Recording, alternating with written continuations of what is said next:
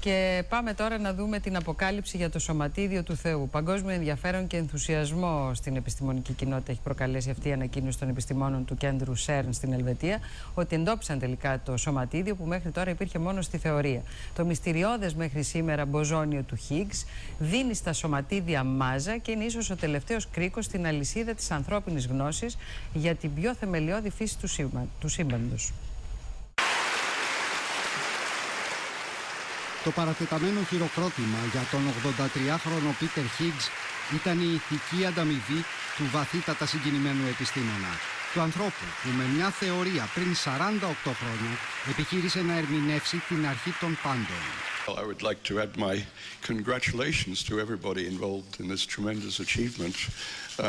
For me it's really an incredible thing that has happened in my lifetime. It's taken...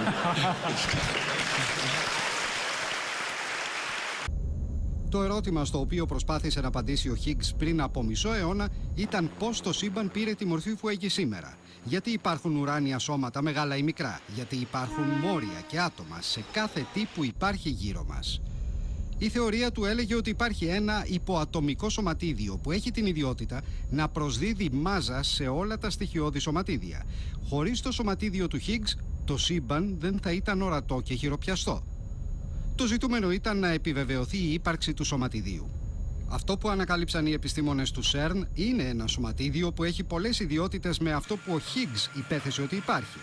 Το ερώτημα που τους βασανίζει τώρα είναι αν ανακάλυψαν το Higgs ή κάτι που μοιάζει πολύ με αυτό. It is a milestone. I think we can all be proud, all be happy, but it's at the beginning. Ο διακεκριμένος φυσικός Στίβεν Χόκινγκ ζήτησε να απονεμηθεί το βραβείο Νομπέλ στον Πίτερ Higgs και αστιεύτηκε ότι με την επιβεβαίωση της θεωρίας έχασε ένα στοίχημα $100. I had a bet with Gordon Kane of Michigan University that the Higgs particle wouldn't be found. It seems I had just lost $100. Η απάντηση ήρθε από τον ίδιο το Higgs. I don't have close friends on the Nobel Committee. Ο φυσικός επιστήμονας ζήτησε από την οικογένειά του να βάλει μια σαμπάνια στον πάγο και να τον περιμένει να γιορτάσουν μαζί. Ας δούμε λοιπόν τι σημαίνει αυτή η ιστορική επιστημονική επιτυχία και τι ακριβώς είναι αυτό το περίφημο μποζόνιο του Higgs, αυτό το περίφημο σωματίδιο. Θα μιλήσουμε τώρα με τον κορυφαίο Έλληνα καθηγητή της φυσικής στο Πανεπιστήμιο του Τέξας, τον ακαδημαϊκό, τον κύριο Δημήτρη Νανόπουλο. Καλώς ήρθατε στην ΕΤ, κυρία Νανόπουλε. Καλησπέρα σας, κύριε Στάι. Κύριε Νανόπουλε, αυτό το σωματίδιο, το περίφημο μποζόνιο του Higgs, τι ακριβώς κάνει? Γιατί έχουμε ακούσει μέχρι τώρα ότι προσδίδει μάζα σε όλα τα υπόλοιπα σωματίδια. Και στον εαυτό του. Και στον εαυτό του. Χωρίς αυτό, πώς θα ήταν δηλαδή το σύμπαν? Χωρίς αυτό δεν θα υπήρχε, όλα τα σωματίδια δεν θα είχαν καθόλου μάζα, άρα δεν θα μπορούσατε εσείς να είσαστε εδώ πέρα που είσαστε τώρα και εγώ να είμαι εδώ που είμαι εδώ. Έτσι δεν θα μπορούσε να φτιαχτεί αυτό το. Όλα τα σωματίδια θα ήταν ξεχωριστά μεταξύ τους και θα μπορούσαν να φτιάξουν αυτή το συνεκτικό ιστό που είμαστε. Τη μάζα. Ναι. Αυτό το απτό που λέμε. Αυτό το απτό που λέμε. Ναι. Α, θα ήμασταν. Εσείς και εγώ αυτή τη στιγμή δηλαδή. Θα είμαστε άειλοι. Θα υπήρχαμε αλλά άειλοι. Οπότε δεν θα υπήρχε μορφή επικοινωνίας, δεν θα υπήρχε ζωή όπως την ξέρουμε. Αναπαραγωγή, τίποτα. Μάλιστα, δεν θα υπήρχε τίποτα. Εκτός αν ήταν δύο άειλοι μαζί και κάνανε αηλάκια, ξέρω εγώ, έτσι. Θα ήταν ένας άλλος κόσμος δηλαδή. Αυτό ένας εντελώς άλλος κόσμος.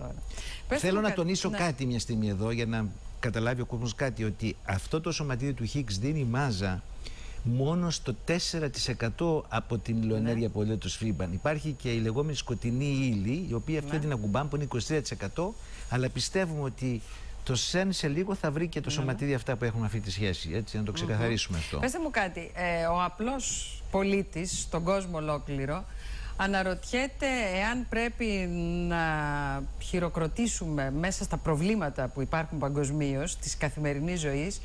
Τι σημαίνει αυτή η επιστημονική ανακάλυψη στο επίπεδο της επιστήμης? Είναι πράγματι μια ιστορική ανακάλυψη? Είναι πράγματι, κυρία Στάι. Ξέρω ότι οι λέξεις πια με τον καιρό, στην εποχή που ζούμε, έχουν χάσει το βαθύ τους νόημα και όλα γίνονται, τα κάνουμε υπερβολικά. Αυτή τη φορά δεν υπάρχει καμία υπερβολή. Είναι πραγματικά μια μεγάλη ιστορική ανακάλυψη που τη βάζω, όχι μόνο εγώ, όλοι οι συναδελφοί μου τη βάζουμε περίπου στο ίδιο επίπεδο όπως με την ανακάλυψη της αντιύλης που λέμε το 1932. Έτσι. Είναι μια πάρα πολύ πραγματικά κορυφαία ανακάλυψη. Θα μου πείτε αμέσως μετά αυτή η ανακάλυψη πώς επηρεάζει από εδώ και πέρα την οπτική μας στη ζωή και στο σύμπαν στο οποίο ζούμε.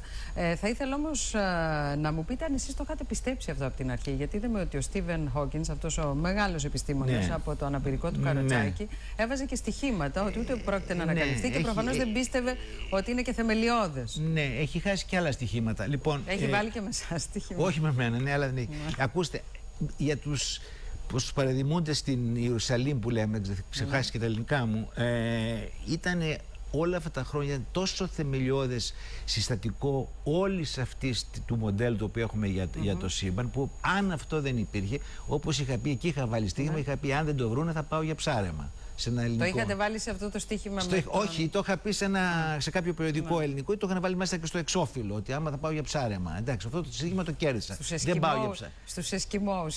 Κάπως, ναι. Γιατί εδώ είναι καλά στη Μύκονο. Λοιπόν, τώρα, αυτό που θέλω να τονίσω τώρα είναι το εξής. Κάνετε μια πολύ ωραία ερώτηση. Τι σημαίνει αυτό για το μέλλον. Τη ζωή μας από εδώ και πέρα. Είναι δύο πράγματα. Πρώτον, είναι για τους επιστήμονες ότι αυτό είναι το τέλος μιας αρχής και αρχίζει τώρα ένα καινούριο βιβλίο κατά κάποιο τρόπο, το οποίο συνδέεται πάρα πολύ με τις ιδιότητες αυτού του σωματιδίου και νομίζουμε ότι θα υπάρχει ένας καινούριος κόσμος που λέγονται αυτά τα λεγόμενα υπερσυμμετρικά σωματίδια, τα οποία θα πρέπει να βρεθούν στο ΣΕΡ. Πέστε μου πώς θα το καταλάβει αυτό ο κόσμος. Ο κόσμος, ναι. Ακούστε. Όπως είπαμε πριν ότι θα ήμασταν χωρίς αυτό το σωματίδιο άειλη, δεν θα είχαμε μάζα. Μάλιστα. Και δεν θα υπήρχε αυτή η μορφή ζωής. Τι θα σημαίνει αυτά τα σωματίδια. Θα σας πω ένα παράδειγμα. Από εδώ και πέρα πώς θα το εκμεταλλευτείτε αυτό. Ανεφέρθηκα για τη σκοτεινή ύλη, η οποία είναι το 23% του σύμπαντος. Αυτό ακριβώς, σύμφωνα μάλιστα και με δικές μου, τις ομάδες μου θεωρίες από το 83, ένα από τα υπερσυμμετρικά αυτά σωματίδια είναι ακριβώς το συστατικό της σκοτεινής ύλης. Άρα λοιπόν θα είναι πάρα πολύ μεγάλη ανακάλυψη, μην πω και μεγαλύτερη από την σημερινή, αν μπορέσουμε στο ΣΕΡΝ, και νομίζω ότι τις δυνατότητες έχουν να το κάνουν αυτό το πράγμα, αν ανακαλύψουν αυτά τα σωματίδια τα οποία έχουν σχέση με τη σκοτεινή ύλη. Αυτό είναι ένα. Το άλλο είναι ότι όλες αυτές οι θεωρίες παίρνουν μια νέα όψη τώρα και οδηγούμαστε προς αυτό που λέμε μια ενοποιημένη θεωρία του παντός. Και για τον μέσο άνθρωπο νομίζω ότι πρέπει να υπάρχει μια μεγάλη εσωτερική ικανοποίηση, αν θέλετε, και ανακούφιση, ότι αυτές οι κουκκιδίτσες που είμαστε ενός τυχαίου πλανήτη, ενός τυχαίου αστεριού σε ένα απίστευτα μεγάλο σύμπαν, μπορέσαμε μέσα σε αυτή τη γενιά, βέβαια στηριζόμενοι στις προηγούμενες γενιές, να έχουμε μια εικόνα κόσμου στηριγμένη καθαρά σε επιστημονικά γεγονότα. Νομίζω ότι δεν υπάρχει πιο μεγάλη ανακούφιση για έναν άνθρωπο το δει αυτό το πράγμα. Πάμε λίγο πολύ προς τα πίσω, γιατί αυτή ακριβώς η ανακάλυψη, αυτό που επιχείρησε πριν από 48 χρόνια να ανακαλύψει ο Higgs και σήμερα έγινε η ανακοίνωση, επιχειρήθηκε να ερμηνευτεί η αρχή του σύμπαντος. Ναι. Τι υπήρχε πριν από... Εδώ είστε με τον με το Higgs την προηγούμενη Πέμπτη. Μία εβδομάδα πριν είμαστε σε ένα συνέδριο στην Ιταλία, στο Έριτσε, και συζητάγαμε, τρώμε μας, δεν φαίνεται και καλά. Σας βλέπω πολύ χαμογελαστό και τους δυο σας φαίνεται ότι γνωρίζατε ότι θα ήταν... Κάτι ξέραμε. Έτσι, ότι θα ήταν καλή κατάληξη. Καλή κατάληξη με αυτό το πράγμα, ναι. Λέγαμε τώρα, μου είπατε για την...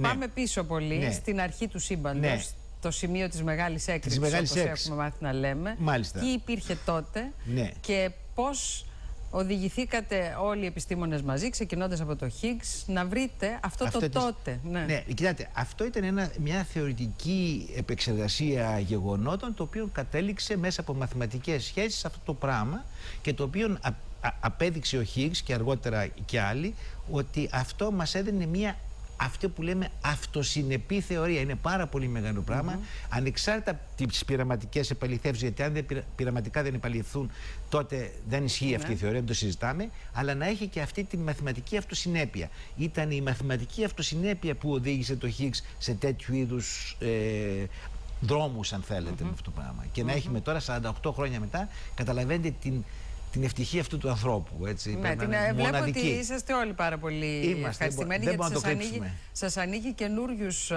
δρόμους. Θέλετε να μου πείτε κάτι παραπάνω για τη σκοτεινή ύλη? Ναι, να σας πω.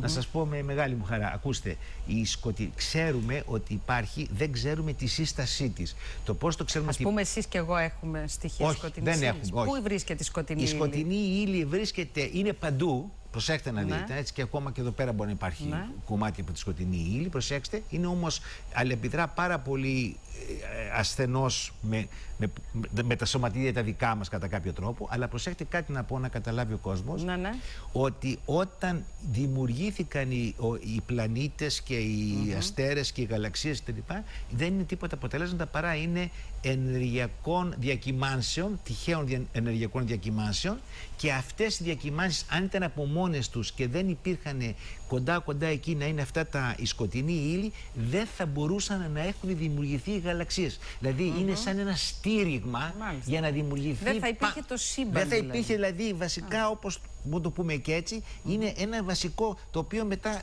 τραβιέται, αλλά δημιουργεί όλη αυτό το γαλαξία. Είναι ένα πάρα πολύ σημαντικό κομμάτι. Έχουμε μάθει κάθε μεγάλη επιστημονική ανακάλυψη να έχει και έναν πιο άμεσο αντίκτυπο στη ζωή που ζούμε. Που είναι μια ζωή εδώ στη γη, την ύλη την έχουμε, υπάρχουμε, αλλά αντιμετωπίζουμε καθημερινά προβλήματα. Συνήθως οι πρακτικές εφαρμογές θετικές πάνε στο χώρο της ιατρικής, κάτι που ενδιαφέρει πολύ την ανθρωπότητα. Και βεβαίως πάνε σε μια σειρά από εφαρμογές που πάνε τη ζωή μας μπροστά.